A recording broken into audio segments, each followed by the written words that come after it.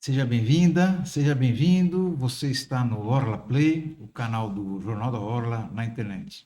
Você pode acompanhar essa transmissão e todas as demais no portal jornaldaorla.com.br, no canal Orla Play no YouTube ou então na nossa página no Facebook. E aqui na redação do Jornal da Orla, estou recebendo dois especialistas num assunto que afeta diretamente cada cidadão brasileiro, que é a saúde financeira, o seu, o meu, o nosso dinheiro.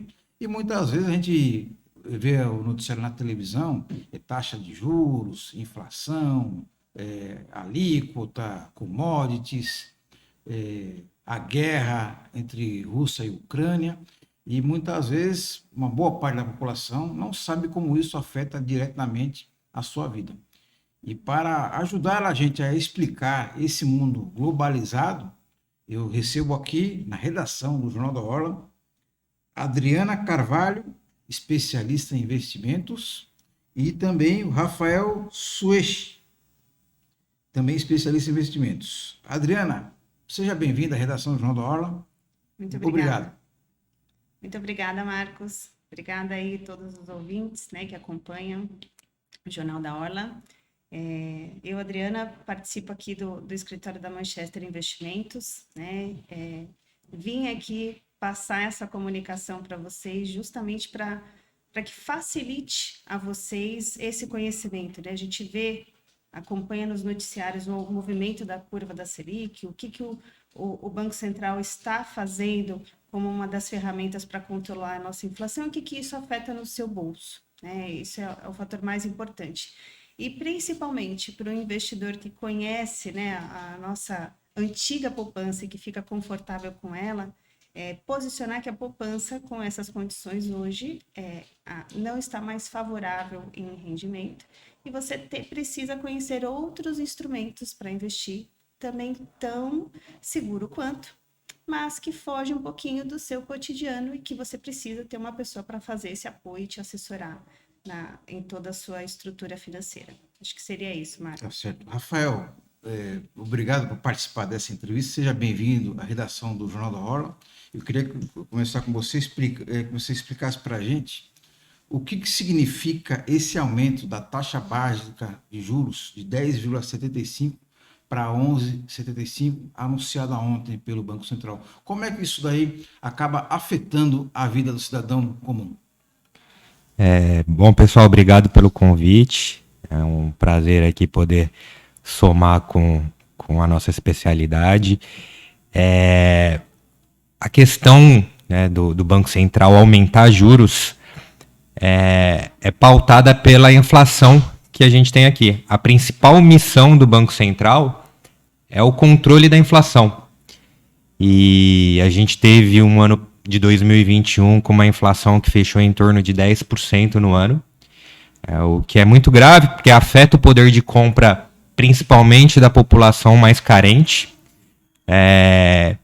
E como o Banco Central tem essa meta de controlar a inflação e a gente virou o ano, a gente teve o IPCA de janeiro, de fevereiro, continuaram vindo acima de um patamar que a gente considera ideal. E o Banco Central, justamente para tentar controlar essa inflação, ele eleva a taxa de juros. Então, a gente teve agora um aumento de 10,75 para 11,75 e o próprio Banco Central já sinalizou que na próxima reunião a gente deve ter mais um aumento de 1%, indo para 12,75. Nessa próxima reunião acontece em torno de 45 dias em 45 dias. Consequência disso, para controlar a inflação, é um baixo crescimento. Porque quando o Banco Central sobe juros, ele reprime o crescimento da nossa economia. Então, reprime o consumo e reprime a tomada de decisão para investimento. Então, imagina um investidor, um empresário, que tem um negócio, vamos supor, eu dou um exemplo aqui, uma padaria, que a margem de lucro dele é 15%. ele para e pensa, será que vale a pena eu abrir uma outra filial da minha padaria para ganhar 15% em cima do que eu vou gastar? Ou aplicar numa renda fixa, que hoje a gente tem ativos de renda fixa que a gente tem acesso.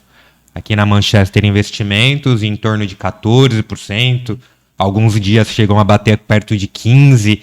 Né? Então isso acaba reprimindo, esses juros altos acaba reprimindo a tomada de decisão em novos investimentos e reprimindo o consumo, que é ruim para a economia, que gera desemprego, o que é péssimo para a população, mas é a missão do Banco Central, então ele está fazendo a lição de casa. Adriana, a gente está falando sobre aumento da taxa básica de juros da Selic, só que a pessoa já está com a corda no pescoço quando está no cheque especial, está recorrendo, está pagando juros no cartão de crédito, ou pega um empréstimo pessoal, vê lá que na ponta não tem nada de 11, 10,5, às vezes paga juros até de 300% ao ano. Eu queria que você explicasse para a gente por que essa diferença da taxa básica de juros e a taxa que acaba esfolando o consumidor. Aí entra muito o spread, o custo do crédito, né? Então, envolve ali outros fatores. Quanto mais risco tem a operação, maior vai ser o encargo em cima desta modalidade. No âmbito de investimentos, né, quanto um dos mecanismos que o Banco Central faz é justamente esse efeito de movimentar o aumento da Selic para conter a freada, né, trabalhar ali dentro do centro da meta da inflação no Brasil. Hoje, o que nós levamos 5 anos para conquistar uma taxa Selic mais baixa, linhas de créditos mais econômicas e incentivar o crescimento, fomento no crédito para que nós pudéssemos crescer, nesse último ano a gente perdeu isso, né? Então, o que nós levamos 5 anos para conquistar uma taxa Selic mais baixa e mais aquecida para a economia, nós, nesse último ano, voltamos a um patamar muito mais expressivo. E isso estanca a economia numa medida muito brusca, né? Mas o efeito que tende a acontecer é para barrar mesmo essa inflação abrupta, e aí, para o futuro, para os próximos anos, ela poder ser controlada, estar dentro do centro da meta e voltar a fomentar o incentivo ao crédito. O governo tem feito alguns movimentos, né, em tirar ali a cobrança reduzir a cobrança do IOF para as empresas, né, algumas das medidas que ele tomou ainda na pandemia para fomentar o crédito e até mesmo prorrogar um pouco o prazo dessas modalidades, para que as empresas possam investir nas suas companhias, contratar mais pessoas e voltar a ter o crescimento não em taxa de juros, não com dinheiro investido, e sim na própria produção da companhia. Hoje, né, com uma taxa de juros muito expressiva, é um efeito para o investidor que não quer investir ou correr o risco disso, acaba buscando essas modalidades como uma válvula de escape, e isso para a nossa economia não é bacana. Então, é uma estagnada como só para frear um modelo, mas não para ser perpétuo, né? Rafael, no começo da nossa conversa, a Adriana falou sobre a questão da poupança. Historicamente, a poupança sempre foi um sinônimo de segurança. A pessoa é precavida, ela tem uma poupança, a maneira de preservar o seu dinheiro, seu rico dinheirinho. E a gente percebe que ultimamente não tem sido bem assim, né? Até por conta dessa taxa de juros. Eu queria saber de você se é possível, por conta desse aumento da taxa básica de juros, é possível fazer do limão uma limonada, ou seja, de alguma maneira fazer com que esse aumento dessa taxa de juros, você busque outras formas de você investir, você preservar o seu dinheiro. Sim, acho que, como a gente falou, com essa alta dos juros, quem mais sofre é a parte mais pobre da população. Mas, em compensação, quem tem reserva de valor, né, quem tem poupança, quem tem outros investimentos, tem a oportunidade de migrar para investimentos de renda fixa com taxas que pagam mais de 1% ao mês. Né? Hoje não vale a pena colocar na poupança. Né, depois de um patamar de Selic, a poupança paga muito pouco. Né, a poupança hoje paga em torno de 0,5% mais TR, que é praticamente zero, e acaba ficando defasado. Mas em renda fixa, sim, é uma janela de oportunidade. Então, quem está com capital, quem está com uma reserva para aplicar, a gente tem taxas extremamente atrativas recomendo procurar um assessor de investimentos, porque a poupança último ano perdeu para a inflação. Então a gente teve inflação de 10% ao ano, quem estava na poupança ficou com rendimento, o dinheiro encolheu, mesmo nominal ali crescendo um pouco, que a poupança corrige, mas o poder de compra diminuiu. Hoje a gente tem ativos na renda fixa indexados à inflação, né? São títulos que a gente chama de IPCA+, que são ativos que vão te pagar a inflação mais um prêmio. Então você tem a oportunidade de ter taxa garantida acima da inflação, de não correr o risco que aconteceu no ano passado. Então sim, é uma janela que a gente está vendo com ótimas oportunidades, dá para fazer sim do limão uma limonada. Procure aí seu assessor de investimentos, que tem muita coisa boa para a gente alocar. Rafael e Adriana, a gente está acompanhando um conflito dramático, lamentável, envolvendo principalmente Rússia e Ucrânia, mas a gente sabe muito bem também que esse conflito é um conflito de consequências globais. Afeta não só a comunidade europeia, os países envolvidos, mas também a economia do mundo inteiro praticamente. E nós já estamos começando a sentir os reflexos desse conflito, dessa guerra, primeiramente na pressão no preço dos combustíveis. E os analistas anunciam a pressão até mesmo no preço do pãozinho. Eu gostaria que você explicasse para a gente quais os efeitos de um conflito a milhares de quilômetros vai ter na vida do cidadão brasileiro ali quando ele vai comprar o seu pão na padaria. É importante citar, né, que a Rússia é o dobro do tamanho do Brasil, né, e com a metade da população, quase. E eles têm uma frente muito expressiva no mundo com a parte de adubo, né, fertilizantes, grãos também, né? Eles são grandes produtores de grãos. A parte de girassol também, que a Ucrânia está deixando de produzir por conta disso, e era a frente dela mais importante. Então, assim, são dois países que têm uma frente econômica importante. A Rússia tem uma expressão muito grande nessa parte de commodities aí no mundo também. E o que também particularmente ajudou recentemente o Brasil, por ser na Bolsa Brasileira, ser uma bolsa muito expressiva na quantidade de companhias que fornecem esses commodities. Então, isso ajudou bastante a gente ter o ingresso ali de estrangeiros na nossa bolsa. E também na frente da nossa balança comercial, né, a parte de exportações também, os outros países do mundo buscaram o Brasil para poder fazer algumas vertentes de entrega de insumos que a Rússia introduzia. Mais à frente, esse impacto vai ser expressivo, né? Se as últimas notícias que a gente tem, que eles estão tentando ali apaziguar, encerrar, estopar isso, nesse mundo hoje que a gente vive globalizado e tão democrático, viver uma tendência de guerra é algo que a gente não imagina que aconteça e nem torce, né? Saindo ainda de um movimento de Covid, onde o mundo já está machucado, né? Com todas as perdas que nós tivemos. Então, acho que é um efeito que a gente ainda vai sentir esse calor. Para alguns enxergam como oportunidades, para outros enxergam como fator de risco, né? Então, existem algumas expectativas que dá para se proteger, outras que precisa ali expandir. Então, entender o movimento, onde está inserido, onde você fez a sua alocação, a diversificação é sempre a maior alternativa, né? É a melhor de todas.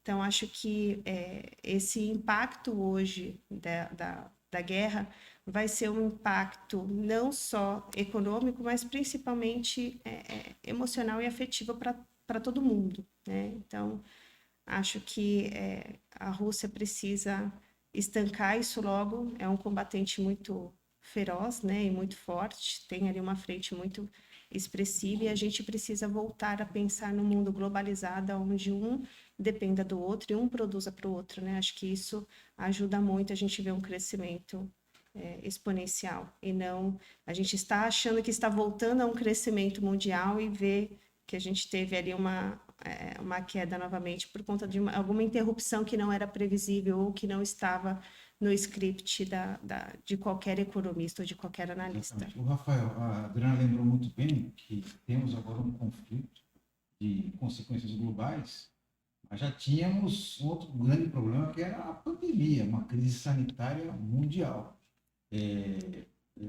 Mas também temos, ao mesmo tempo que temos uma dificuldade, aparecem também oportunidades.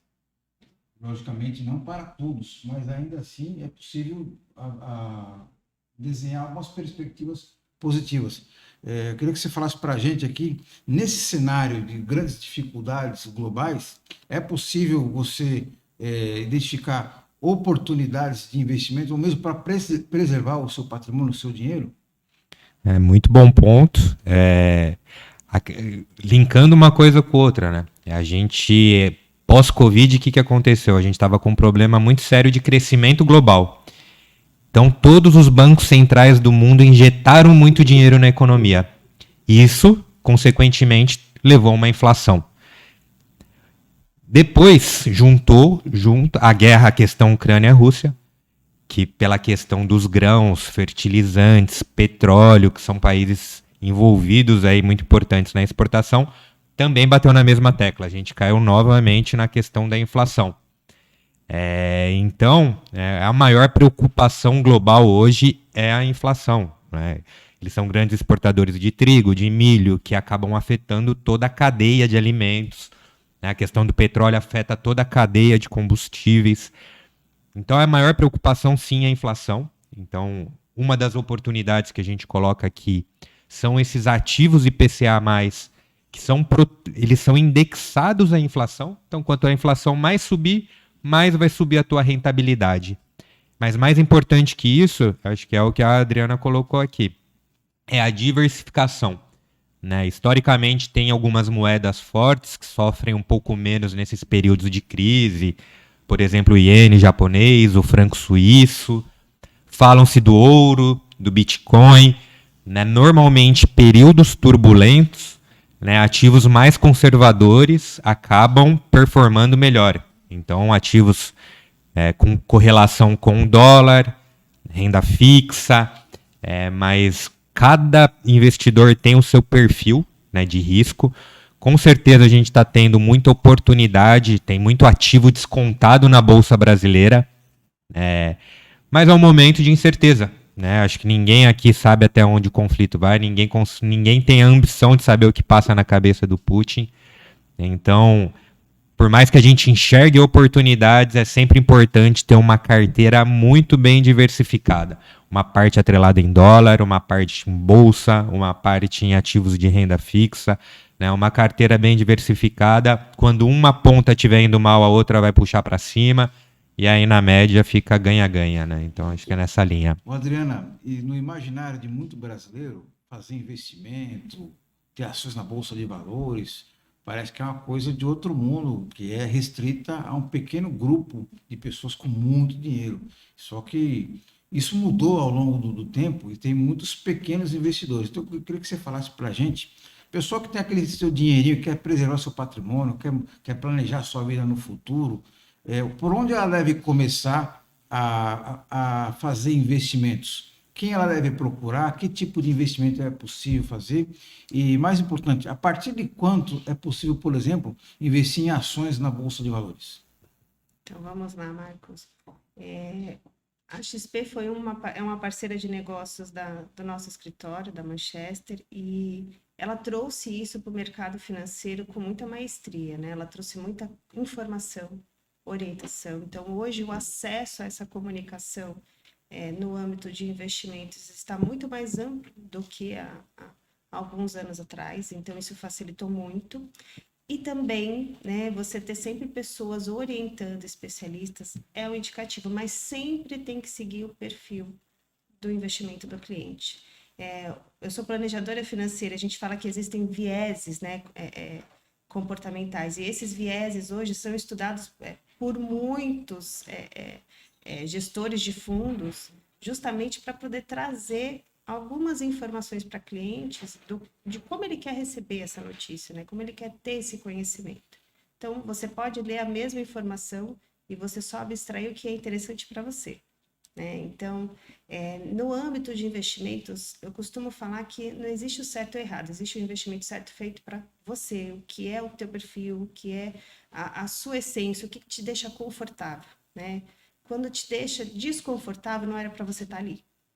Então, quando você domina um assunto, quando você conhece o que você está fazendo, você consegue ter maestria de não sofrer com aquela informação. Hoje, no âmbito de ações, tem muita oportunidade, né? A Bolsa Brasileira não é só ter ações, tem ETFs, você pode fazer mercado de opções, né? Muitos contratos a termos, então tem muito lastro, principalmente commodities. Você pode comprar hoje contratos de soja, sem ter a soja, sem ter o trigo.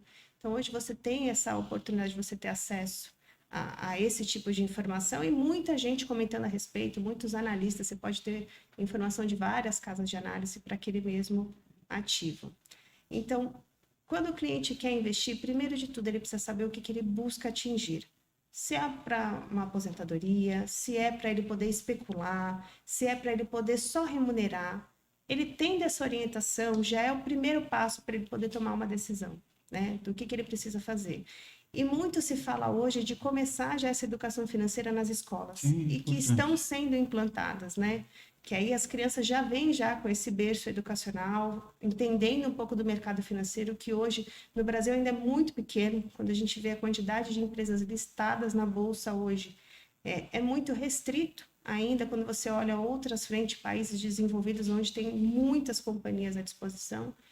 Então, nós ainda somos pequenos, temos um caminho muito grande para crescer, e para isso informação é o primeiro passo, né? E também ter essa orientação faz sentido justamente para que a pessoa não tenha receio do que já passou, né? Do que vivenciou, saber onde ela vai colocar, depositar ali o recurso dela é importante. Então, hoje tem muitas opções. Quem é conservador tem muitas opções, Isso que eu ia sem ser falar, perguntar para o poupança. Rafael. Rafael, ela está falando sobre o perfil do investidor. Eu queria que você explicasse para a gente qual que é a diferença entre um investidor conservador, o moderado, o agressivo, se tem a ver com a quantidade de dinheiro que ele tem, com a idade que ele tem ou o tipo de atividade profissional que ele tem, por exemplo. Acho que está muito ligado com a questão da tolerância ao risco.